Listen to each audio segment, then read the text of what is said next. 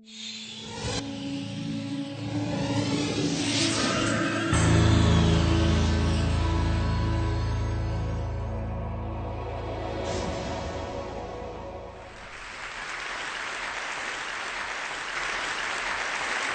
you.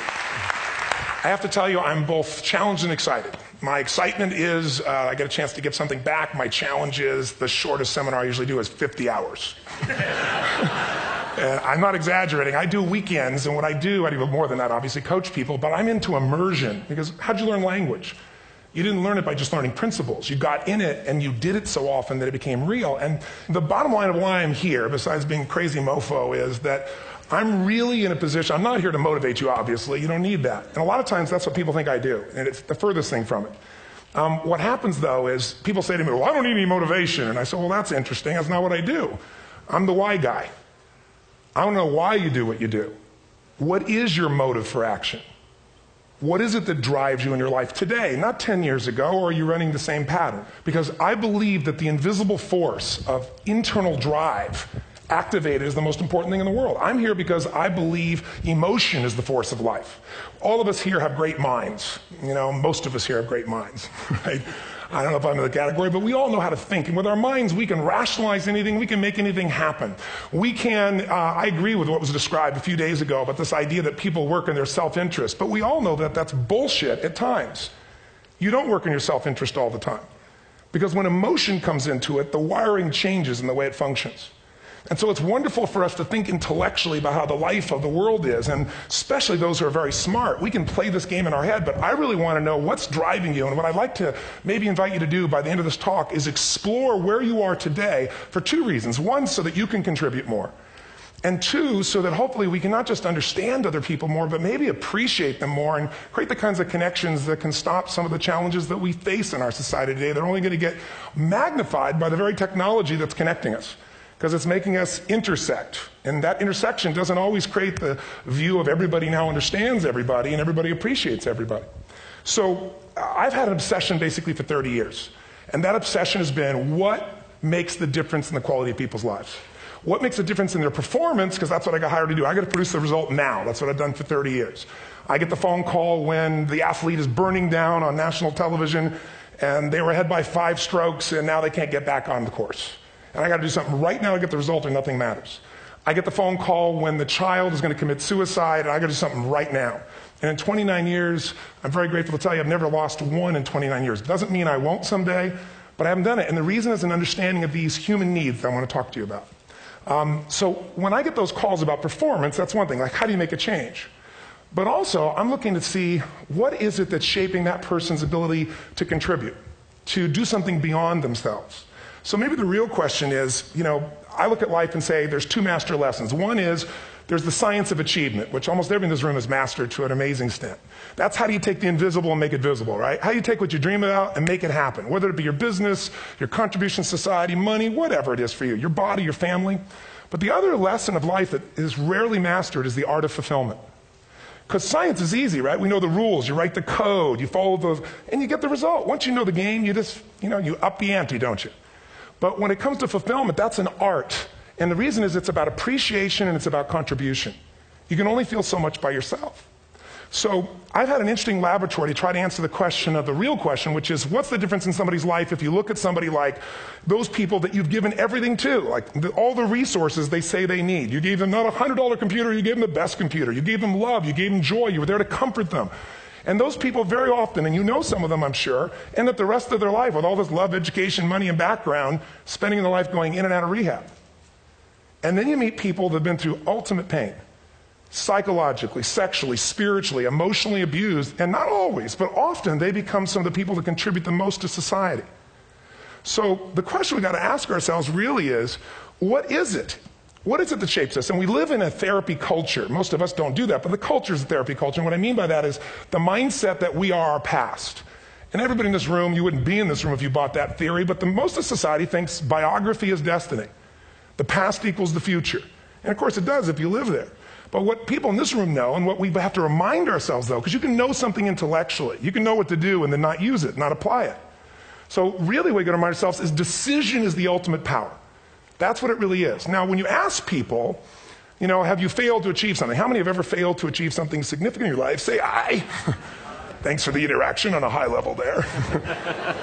But if you ask people, why didn't you achieve something? Somebody who's working for you, or a partner, or even yourself, and you failed to achieve a goal, what's the reason people say they failed to achieve? What do they tell you? Didn't know enough, didn't have the knowledge, didn't have the money, didn't have the time, didn't have the technology, I didn't have the right manager. Supreme Court. Didn't have the Supreme Court.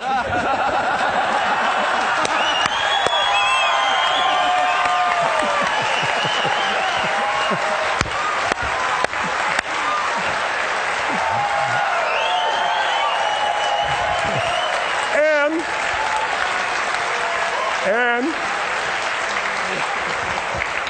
what do all those, including the Supreme Court, have in common? They are a claim to you missing resources. And they may be accurate. You may not have the money. You may not have the Supreme Court. But that is not the defining factor.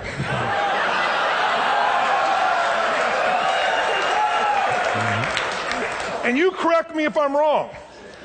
The defining factor is never resources, it's resourcefulness. And what I mean specifically, rather than just some phrase, is if you have emotion, human emotion, something that I experienced from you day before yesterday at a level that is as profound as I've ever experienced, and if you'd communicated with that emotion, I believe you would have beat his ass and won.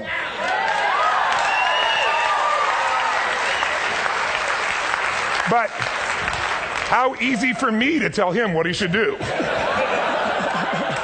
Idiot, Robbins. But I know when we watched the debate at that time, there were emotions that blocked people's ability to get this man's intellect and capacity and the way they came across to some people in that day. Because I know people that wanted to vote in your direction and didn't, and I was upset. But there was emotion that was there. How many know what I'm talking about here? Say aye. So emotion is it, and if we get the right emotion, we can get ourselves to do anything. We can get through it. If you're creative enough, playful enough, fun enough, can you get through to anybody, yes or no? Yes. If you don't have the money, but you're creative or determined enough, you find the way. So this is the ultimate resource, but this is not the story that people tell us, right? The story people tell us is a bunch of different stories. They tell us we don't have the resources, but ultimately, if you take a look here, flip it up if you would. They say, what are all the reasons they have in common? We've said that. Next one, please. He's broken my pattern, that son of a bitch. But I appreciated the energy, I'll tell you that. What determines your resources? We've said decisions shape destiny, which is my focus here. If decisions shape destiny, what determines it is 3 decisions. What are you going to focus on? Right now, you have to decide what you're going to focus on. In this second, consciously or unconsciously, the minute you decide to focus on something, you've got to give it a meaning. And whatever that meaning is produces emotion. Is this the end or the beginning? Is God punishing me or rewarding me, or is this the roll of the dice? And emotion then creates what we're going to do, or the action. So think about your own life, the decisions that have shaped your destiny. And that sounds really heavy, but in the last 5 or 10 years, 15 years, haven't there been some decisions you've made that if you made a different decision, your life would be completely different? How many can think of one, honestly? Better or worse? Say aye. So the bottom line is maybe it was where to go to work, and you met the love of your life there. Maybe it was a career decision. I know the Google geniuses I saw here. I understand that their decision was to sell their technology at first. What if they made that decision versus to build their own culture? How would the world be different? How would their lives be different? Their impact. The history of our world is these decisions. When a woman stands up and says, no, I won't go to the back of the bus, she didn't just affect her life. That decision shaped our culture. Or someone standing in front of a tank. Or being in a position like Lance Armstrong and someone says to you, you've got testicular cancer. That's pretty tough for any male, especially if you ride a bike. Right? You got it in your brain, you got it in your lungs. But what was his decision of what to focus on? Different than most people. What did it mean? It wasn't the end, it was the beginning. What am I going to do? He goes off and wins 7 championships he never won once before the cancer because he got emotional fitness, psychological strength.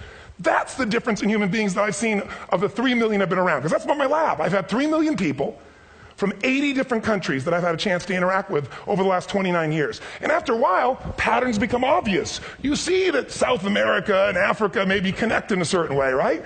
Other people say, oh, that sounds ridiculous. It's simple. So what shaped Lance? What shapes you? 2 invisible forces. Very quickly. 1, state. We all have had times. Have you had a time you did something and after you did it, you thought to yourself, I can't believe I said that. I can't believe I did that. That was so stupid. Who's been there? Say aye. Have you ever done something after you do it? You go, that was me. right? It wasn't your ability, it was your state. Your model of the world is what shapes you long term. Your model of the world is the filter. That's what's shaping us. That's what makes people make decisions. When we want to influence somebody, we got to know what already influences them. And it's made up of 3 parts, I believe. First, what's your target? What are you after? Which I believe it's not your desires. You can get your desires to goals. How many of you got a goal, desire, and thought, is this all there is? How many have been there? Say aye. So it's needs we have. I believe there are 6 human needs. Second, once you know what the target that's driving you is, and you uncover it for the truth, you don't form it, you uncover it. Then you find out what's your map. What's the belief systems that are telling you how to get those needs? Some people think the way to get those needs is destroy the world. Some people is to build something, create something, love someone. And then there's the fuel you pick. So very quickly, 6 needs. Let me tell you what they are. First one, certainty. Now these are not goals or desires. These are universal. Everyone needs certainty that they can avoid pain, at least be comfortable. Now how do you get it? Control everybody, develop a skill, give up, smoke a cigarette.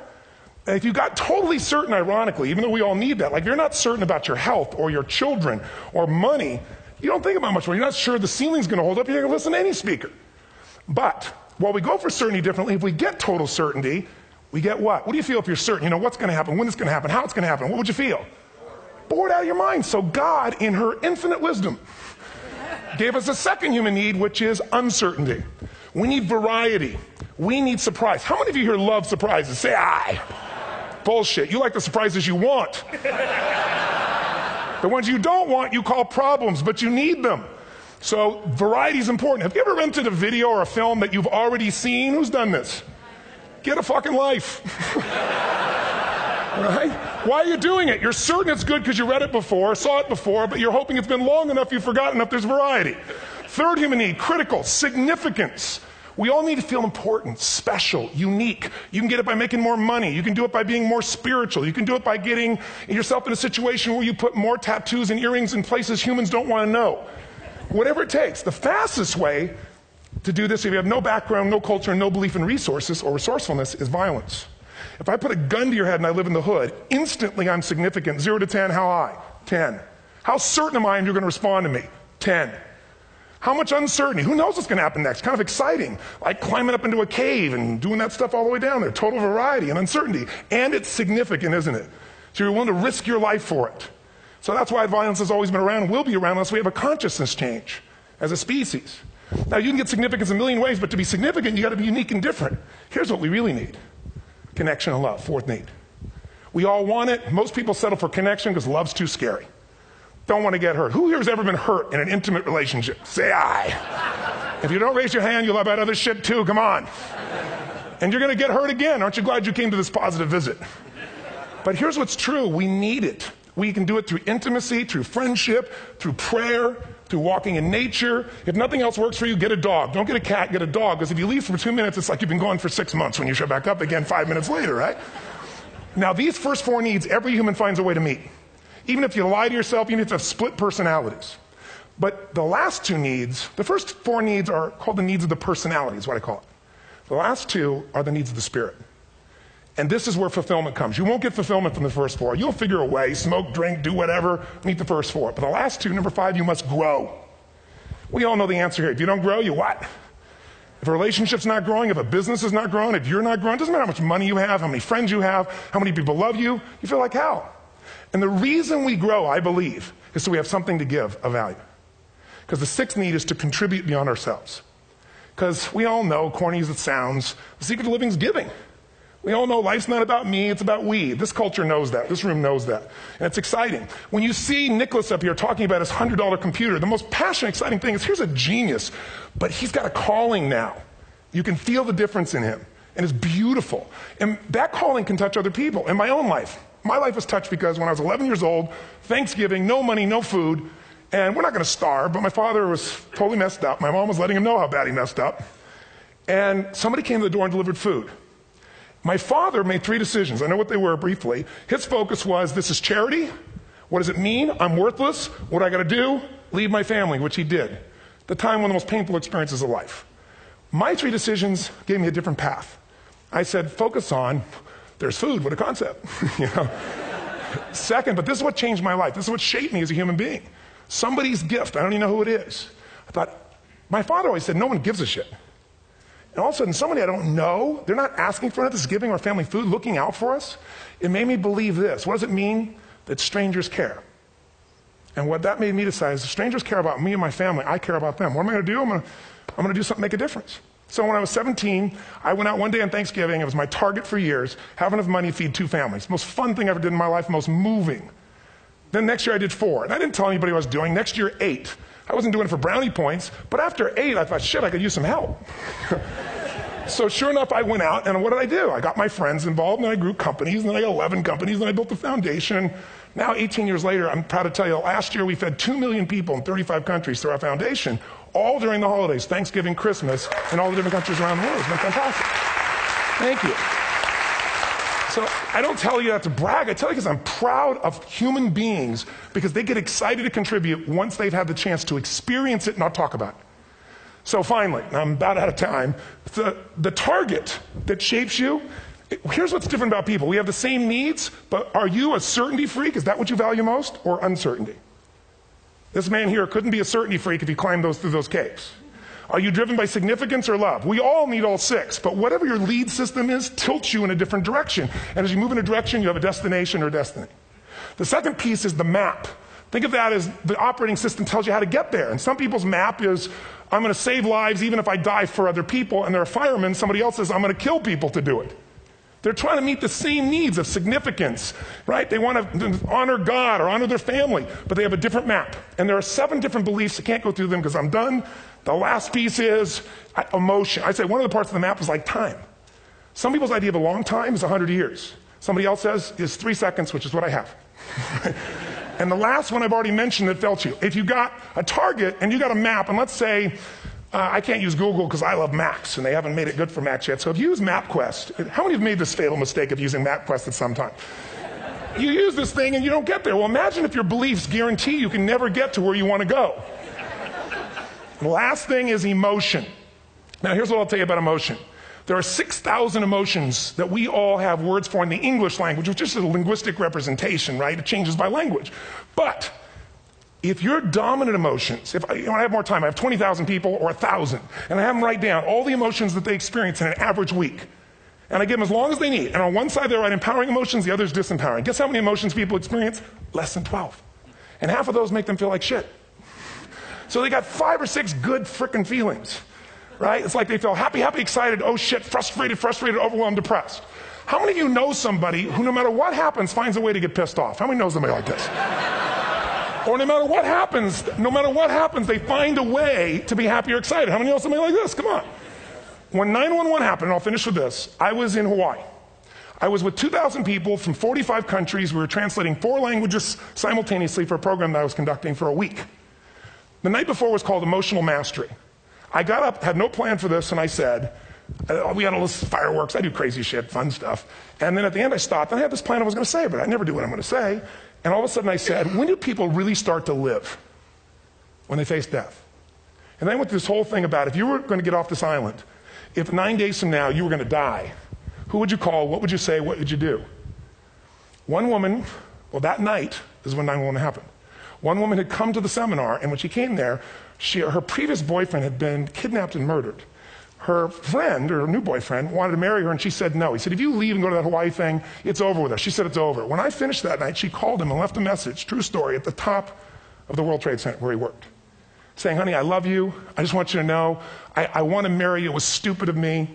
She was asleep, because it was 3 a.m. for us, when he called her back from the top and said, honey, I can't tell you what this means. He said, I don't know how to tell you this, but you give me the greatest gift, because I'm going to die. And she played the recording for us in the room. She was on Larry King later. And he said, you're probably wondering how on earth this could happen to you twice. And he said, all I can say to you is, this must be God's message to you, honey. From now on, every day, give your all, love your all. Don't let anything ever stop you.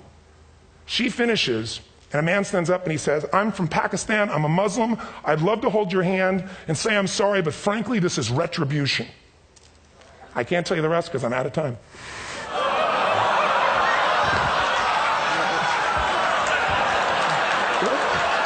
Are you sure? Finish the story. 10 seconds. 10 seconds. No, I want to be respectful. 10 seconds. All I can tell you is I brought this man on stage with a man from New York who worked in the World Trade Center, because I had about 200 New Yorkers there. More than 50 lost their entire companies, their friends, marking off their Palm Pilots. One financial trader, this woman made of steel, bawling. 30 friends crossing off that all died. And what I did to people said, what are we going to focus on? What does this mean, and what are we going to do? And I took the group and got people to focus on, if you didn't lose somebody today, your focus is going to be how to serve somebody else. There are people, there was one who got up and she was so angry and screaming and yelling. She wasn't from New York, she's not an American, she doesn't know anybody here. I said, you always get angry. She said, yes. Guilty people got guilty, sad people got sad. And I took these two men and did what I call an indirect negotiation. Jewish man with family in the occupied territory, some New York who would have died if he was at work that day. And this man who wanted to be a terrorist, and made it very clear. And the integration that happened is on a film, which I'll be happy to send you, so you can really see what actually happened instead of my verbalization of it. But the two of them not only came together and changed their beliefs and models of the world, but they've worked together to bring, for almost 4 years now, to various mosques and synagogues, the idea of how to create peace. And he wrote a book, which is called My Jihad, My Way of Peace. So transformation can happen. So my invitation to you is this. Explore your web, the web in here. The needs, the beliefs, the emotions that are controlling you. For two reasons. So there's more of you to give. Achieve too. We all want to do it. But I mean give. Because that's what's going to fill you up. And secondly, so you can appreciate, not just understand, that's intellectual, that's mind, but appreciate what's driving other people. It's the only way our world's going to change. God bless you. Thank you. I hope this has served. TonyRobbins.